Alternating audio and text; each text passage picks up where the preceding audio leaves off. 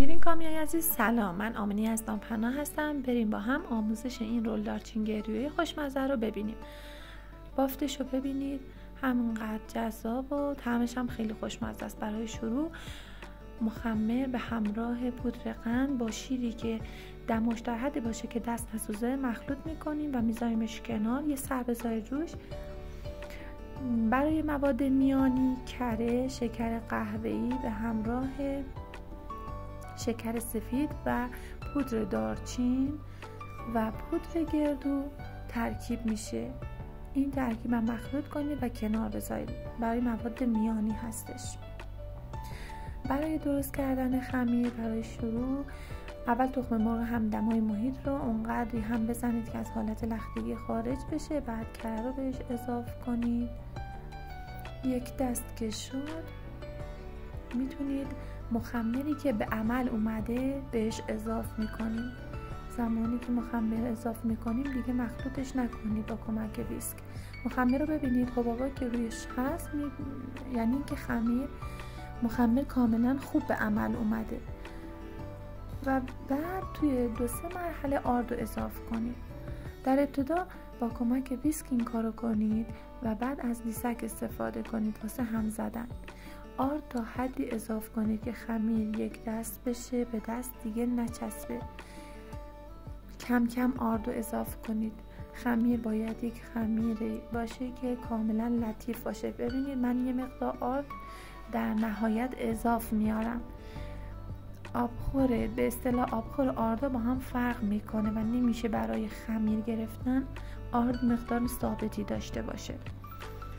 الان اینجا خمیر من یک دست شده، این مقدار آرد اضافه اومد. خمیر رو داخل یک ظرف میذاریم.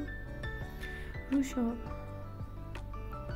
با یه نایلون میتونید بپوشونید و سرش رو ببندید و بذاریدش توی جایی که تقریبا گرم هست. خمیر رو استراحت میدید. بعد از اینکه خمیر استراحت کرد بافتش رو ببینید. یه بافت پوک داره، پف خمیر رو بگیرید، دوباره خمیر رو ورز بدید. یک دست که شد میتونید باش کار کنید. اینجا روی میز کار که کمی آرد پاشیدم خمیر رو یک دست میکنم. بعد که خمیر رو یک دست کردید چروکاش رو گرفتید تقسیمش کنید. من این خمیر رو به 8 قسمت تقریبا مساوی تقسیم کردم.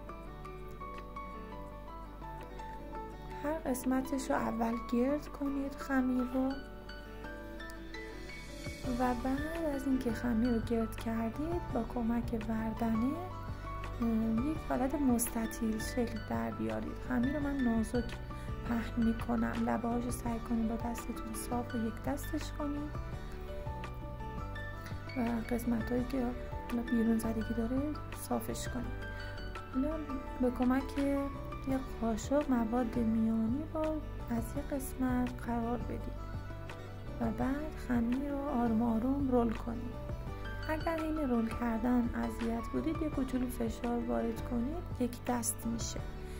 بعد از اینکه رول کردید 2 سر خمیرم صاف میکنیم و من اینجا با کمک پیتزا بور خمیر رو به 2 قسمت تقریبا مساوی برش زدم. میتونید از کاردم استفاده کنید. اینجا خمیر رو بچرخونید و از داخل به صورت یه رول در بیارید. ببینید من رول ها رو داخل کپسول کاپ کیک میذارم. شما میتونید داخل کپسولایی بذارید که محکم هستن اگر که قالب مافین ندارید، یا اینکه اصلا خمیرها رو داخل کپسول نذارید، کنار هم داخل سینی، کف سینی فر بچینید کنار هم به همین شکل، حالت حلزونی.